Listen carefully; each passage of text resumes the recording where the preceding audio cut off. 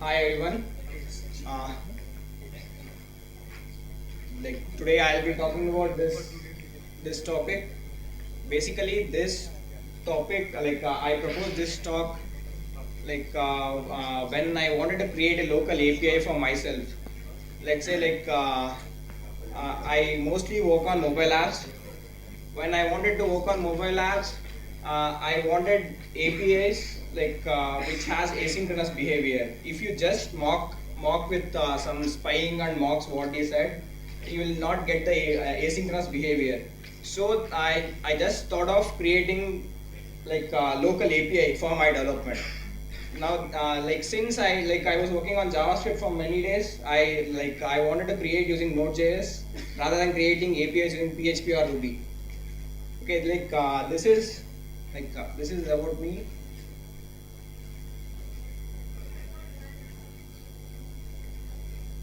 Like I do like a lot of benchmarking stuff. That is one thing which I like the most. And bug fixing in the sense like uh, like uh, posting bugs in famous projects like jQuery, Backbone, all these places underscore.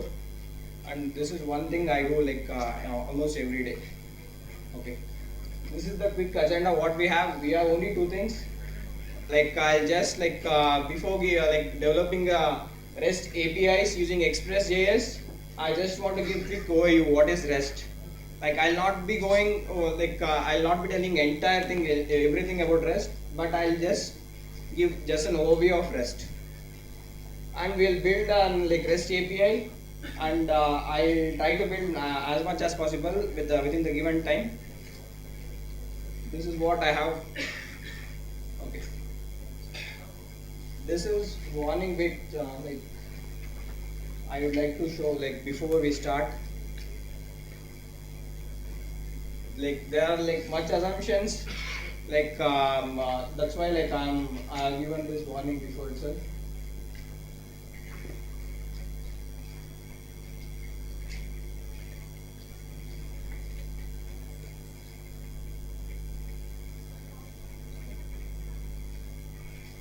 Okay, let's get into just the definition part, which no one likes actually, but it is my it's essential for me to tell some definition. The the guy who defined the rest has given this definition. Basically, it's set of constraints when you need to consider when you are building an API. This is what the definition what the inventor has given, and these are the main principles you need to consider while designing the REST APIs. I'll quickly go through what are these. First one is identification of resource. Identification of resources is the main mantra of REST is only two URLs per resource. One is for the collection and one is for the single row. This is what the this is what the mantra of REST. Identification of resource. Let's say if you just look into this, this is not scalable at all. If you just use these URLs, it's never scalable. So that's I mean to say it's you guys are doing it wrong. If you just want to do something like this, instead you can do something like this. Let's say articles. Articles is a resource. Just use two URLs articles and articles slash something for particular row. This is what I mean. This is always scalable, and this is always readable. Anybody can understand. The main one more main important thing about REST is if a developer comes to get the URL, you should be able to understand what kind of API it is and what you are supposed to do. Basically, most of the documentation will come with the URL itself. Okay, this is one thing. And that this is just a simple thing when you are just creating an URL, and if there is some complexity and you need to add two or more relationships, In that case, you can do it with like query string. This is one thing like people like should adopt. Like the one advice I can give to everyone is, when like creating a REST API, if you have some problem in some place, just borrow an idea from like leading APIs. Just go through Facebook APIs, just check how they are implementing particular thing. This is how like you can filter. Never like never filter through URI. Just filter through query string, so that it is cacheable. That is the main thing. You can cache everything. Okay, next like principle of REST is manipulation of resource. Like this came as like when people create URL, something like uh, get users, set users, all these things. This manipulation of resources is like mainly considering like keeping the verbs out of the out of the URL. Don't place any verbs in the URL. That is the most important thing. Like everyone does it, but like just like keep verbs out of the URL, and like always use plurals. Like plurals are much better than verbs. Like verbs in the URL. Let's say like instead of using article, just use articles with like which will indicate like entire resource. Okay, this is one thing. And see, we have like these HTTP verbs to do like all these things. For example, like instead of get users, we can use get to the particular resource. That will do like we have like these four verbs. Most probably like almost everyone uses only like get and post methods, but like people like not like tend to use like put and delete. One thing is this like these HTTP verbs is available in almost all the clients. Almost all the clients. Let's say like browser or like mobile client, everywhere you have these HTTP verbs. You can always use this.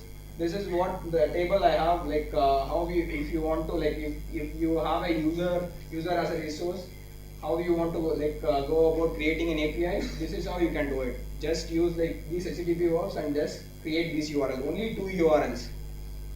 Like two URLs will do everything what you require.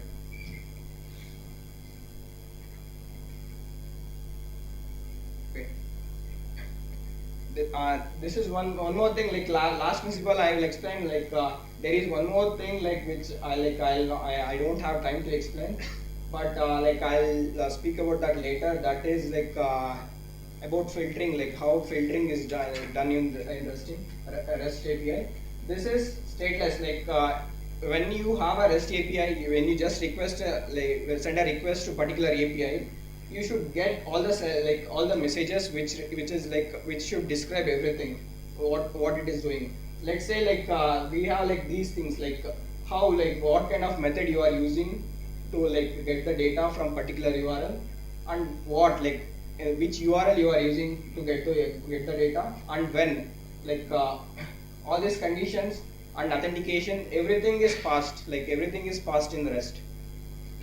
See, let's if you consider SOAP, like you need like it's very difficult. You need to like create an HTML tag to do all this, and you need to append HTML like XML tag, and you need to post that XML tag. It's very easy in REST. See, this is what I mean. This is how like we are getting speaker slash this one using get method, and this is like again the how like what kind of data we are getting. These are the headers, and this is what we are getting, and this is when like there is a if there is any condition in the query string, that is also like in the header, and this is also like authorization, who is accessing for a particular URL. All these things like it is mentioned in the header itself. Okay. Okay, let's like we'll now we'll move on to like Express.js part. I'll build Express.js API. I'll create as many as methods which I showed for users. Like there is 8 methods. I'll create as much as like as many methods as possible, and like how much time? 15 minutes. Okay, let's get started.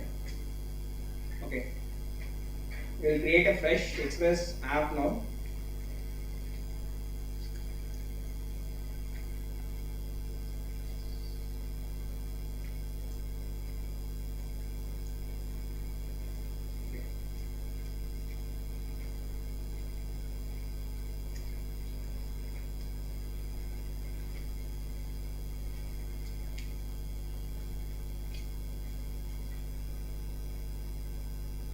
I do a bit of copy pasting here, but I normally don't do copy paste. I'll type it on my own. Okay, basically, if I want to give just an overview of what Express.js is, it's a it's a wrapper around it's a wrapper around Node like which is similar to Sinatra, which is there in Ruby. If you want to create same thing in Node.js, you need to patch many middlewares. All the best practices, if you want to get the server up and running quickly, like you can use Node. You can use Express. Like Node is like very low level. This Express is is very easier. Like if you want to get started with some server. Okay, this is what I have.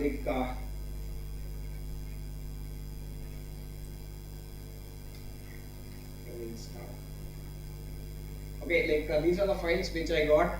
Okay, I'll just start the jQuery here, for the testing purpose.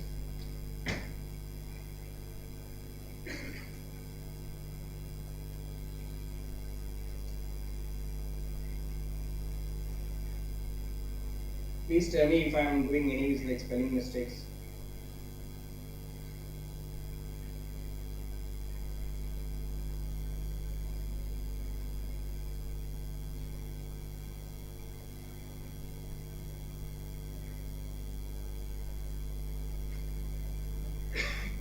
Okay, let's I'll be using MongoDB here in this as a database. I'm not an expert MongoDB programmer but I know how to use it for my purpose. Like if I want to build something for related to API, I'll just do that. If I am telling something related to MongoDB, like I'm not sure whether it's so correct. Okay, this is one thing. We'll be using something called Mongoose, which is a device driver, which has come into Node.js. They have built an adapter for MongoDB.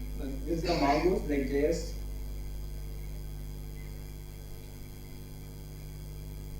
This is what I'm doing. I'll be using this. Okay, we'll just add this as a dependency.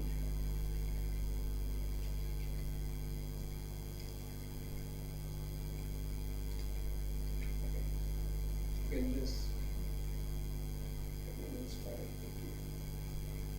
then we'll install it quickly.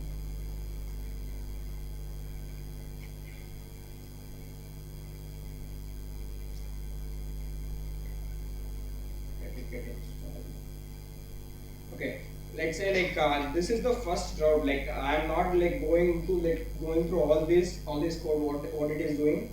I'll just this is not not the talk which I'll be explaining about Rust. I'll be mostly working on how we can create APIs using Rust, how we can create APIs using Express. See, this is the only one default route which I have. Default route. I'll be creating more routes as I need. Okay, then we'll create our first route. In API in Express, it's so easy to create new route. Just app and just give HTTP what kind of API you want. Let's say get API/users.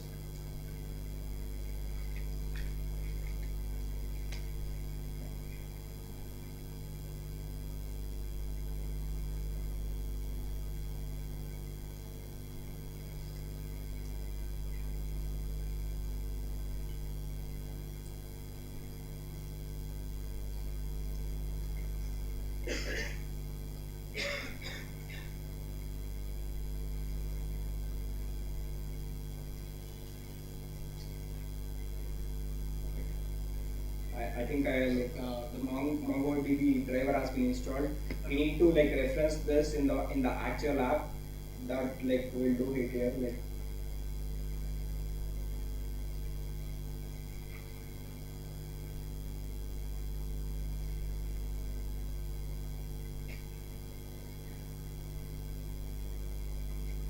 and we need to connect it to MongoDB. That we can do using connect command, which is there inbuilt with Mongo's library.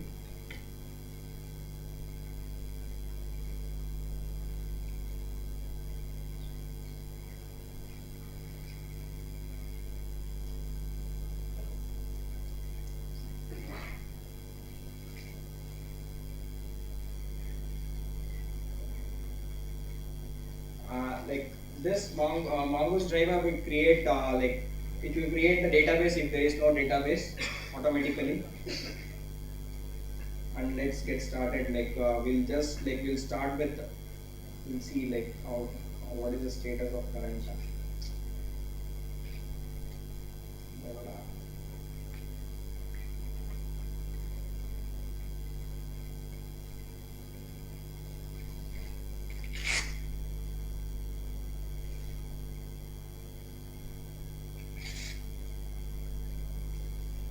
Okay, this is what I have right now. We'll just build an API now. We'll just build let's get all the users. We'll start with app.get getting all the users slash API slash users.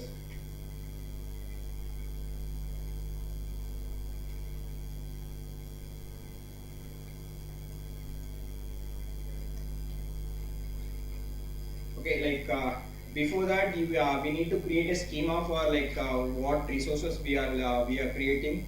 Schema is something which comes with MongoDB, which comes with MongoDB, because most often MongoDB is called as NoSQL database. We don't have tables, all those things. We have schema and documents in MongoDB. We'll just create a schema first.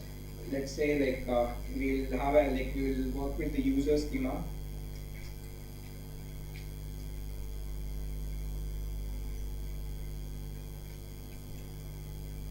This is a function which we need to use for creating a schema. We'll take few data types, name, email.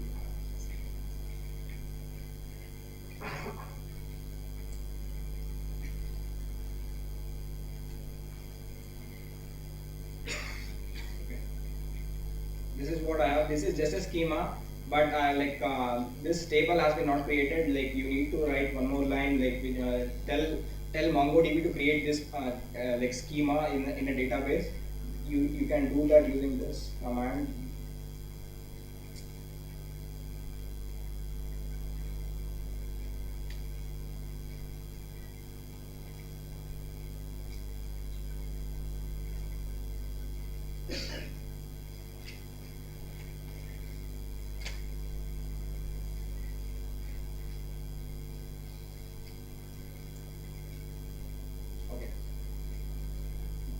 Now we created the user schema. Now we'll just see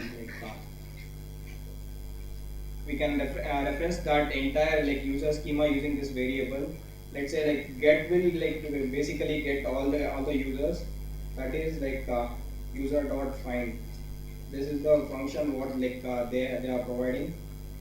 This will have a callback which will which takes two things, docs in the sense most probably everything considered as documents in MongoDB, it is considered as we can use as users here.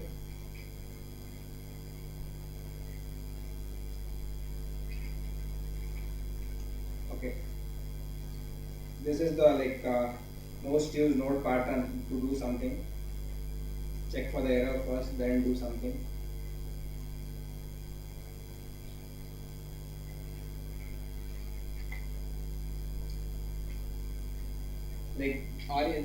.json will just respond what in data in terms of JSON.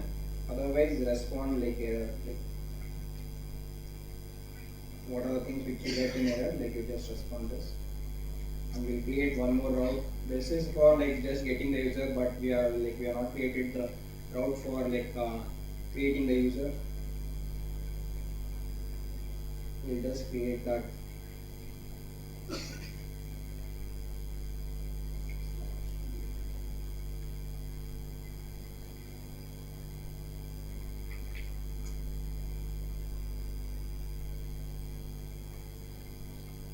Okay, then like here we'll create a new user.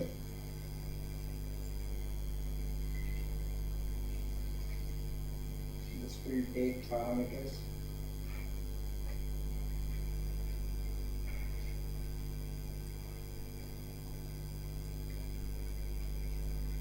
The parameters which you post from REST, like it will come in body in Node, it will come in body. You can use it will come in params also, but I'll use like no, this one for now.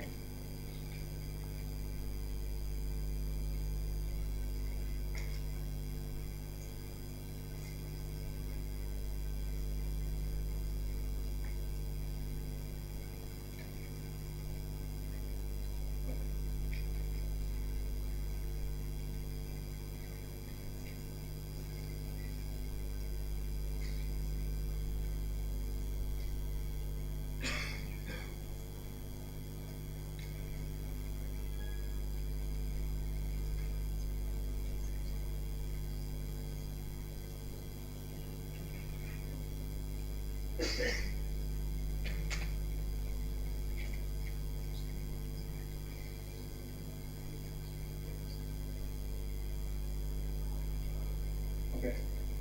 Okay, this is what I have. Like we'll just test this. What?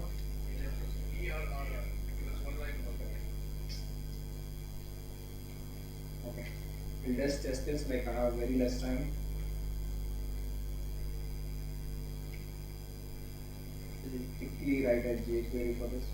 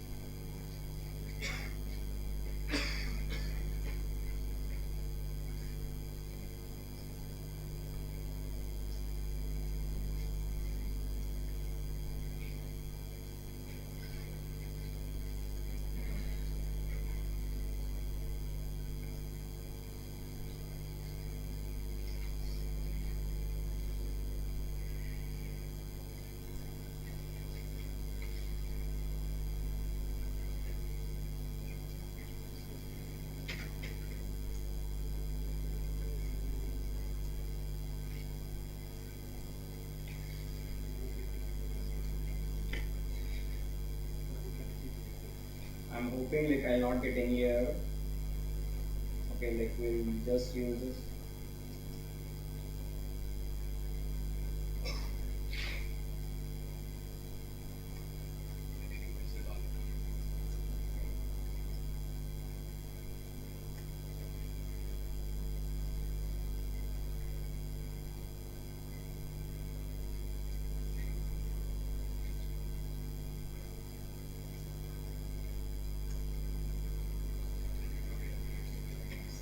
Yeah. Any questions?